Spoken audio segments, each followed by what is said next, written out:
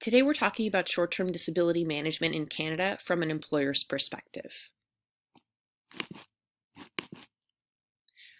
Who am I?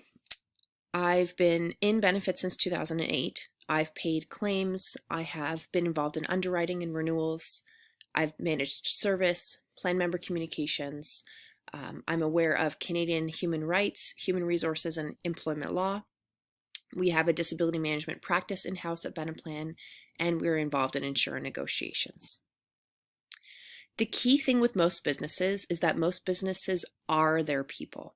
A lot of companies have proprietary products, but in most cases, businesses rely upon their workforce and the people that make up their workforce. And human beings do get sick. It is a fact of life. With short-term disability, 1 in 3 people will have a sickness in their lifetime that will cause them to need 90 days off work. That's a source from RBC Insurance. 1 in 4 people will have a mental health condition causing them to need time off work, according to the World Health Organization. And they were saying actually that in 2020, mental health will be one of the #1 disabling causes or the reasons for disability in the world. And employers have many choices as to how to deal with this situation. Let's take a look at the different practices. We're only talking about how to manage the disability. So imagine an employee walks into your office as an HR manager, hands you a note from their doctor saying, "I'm sick and I need to take 4 months off of work." What do you do? There's many choices an employer has. Let's talk about the #1 thing, which is how do you outsource it?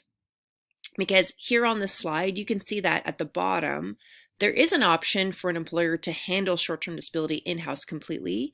However, we do not recommend this at all. The primary reason why we don't recommend it is because as the employer, if you say, "Sure, if you send me a copy of your medical information, I will make the determination if you're sick or not, and then determine if we're going to continue paying you short-term disability benefits or not," you expose yourself to an enormous amount of risk, and that's just too much risk for any employer to take on. So the only reason why we have this on the slide is just to show that many employers do choose this option, and we actually recommend that companies don't take that practice. So let's look at the top 3 rows on the slide. One practice is to purchase short-term disability insurance from an insurance company. We don't generally recommend this approach because although you're completely outsourcing it off your desk and it's the least amount of work for the employer, the cons are that it's expensive. When an insurance company prices premiums for short-term disability insurance, they're pricing it on an experience rated basis. That means that your cost is going to be the cost of claims plus fees, taxes, commissions, profit, and that will be your premium. And in the years that you do not have claims, your premiums will not be refunded, typically, if it's on a fully insured basis. That's why it's expensive. We really recommend not doing that unless you absolutely want to do the least amount of work and are willing to pay maybe a little bit too much for that type of work. The second choice is to have short-term disability handled by a third party, such as an insurance company or another third-party manager, on a self-insured basis. So we do this practice at Beneplan. You can also outsource it through other firms. It's more cost effective. The key is that you want to keep that difference between the claims and the premiums. So you don't want to just be charged premiums unilaterally. The cons are that you're relying upon a third party to issue payment and may need quicker turnaround times than you can do it yourself in-house in terms of paying the employee's payroll. But we do generally recommend that approach. Another option is to handle short-term disability in-house, meaning that you're continuing to pay sickness benefits and payroll during sick times, but you're just hiring a third party for advice to pay.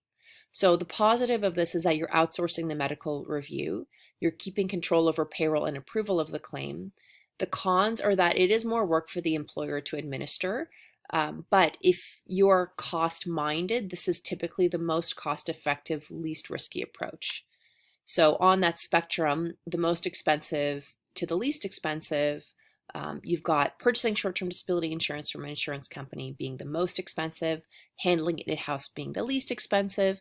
So at minimum, you don't want to handle it completely. You do want a third party to adjudicate the medical.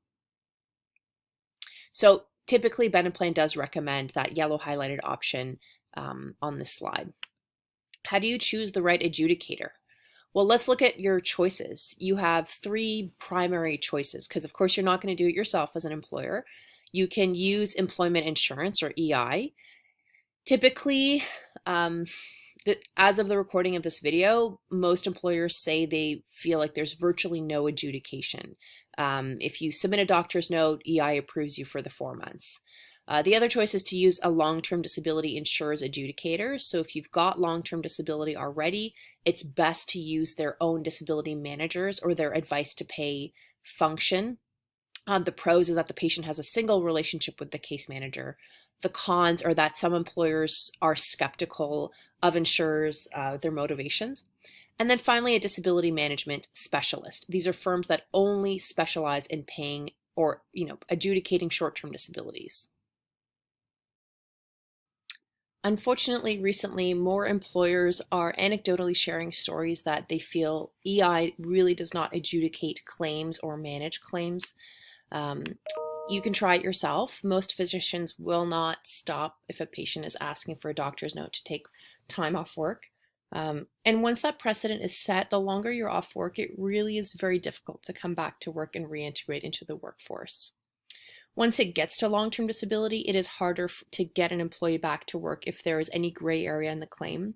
And the more LTD claims exist in an employer's history, the harder it is to negotiate premiums, switch carriers, or have control and leverage over their costs. Insurers are typically looking for an incidence of 1 LTD claim out of 100 employees. Anything more than that, and you're starting to become experience rated over time. I mean, it won't happen immediately, but over a number of years. There are some alternative strategies that some employers use, but I would hesitate when taking these approaches. One strategy is to double the LTD waiting period, but that's only if you're really going to use a strong adjudicator upfront at day 1 of the claim. Insurers don't agree to this approach unless there's an adjudicator, but that can reduce LTD rates. Another strategy as an alternative is to reduce the LTD contract benefits to patients and replace it with a critical illness policy for everyone. But this really is not recommended unless you're at your wit's end. It can be expensive and you're not really replacing enough for an employee that is totally and permanently disabled. Let's look at the total cost discussion.